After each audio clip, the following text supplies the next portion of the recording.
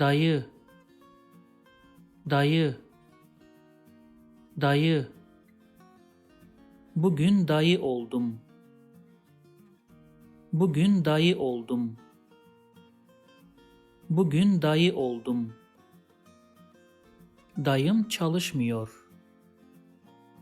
Dayım çalışmıyor. Dayım çalışmıyor. Kenan dayı sarhoş. Kenan dayı sarhoş. Kenan dayı sarhoş. If you like this video, please subscribe to my channel below for more videos on Turkish grammar, vocabulary, and pronunciation. Also, if you think this video can benefit somebody else, please share it with them. Last, if you have any comment or request, please provide your feedback in the comment section below and I'll do my best to respond as soon as possible.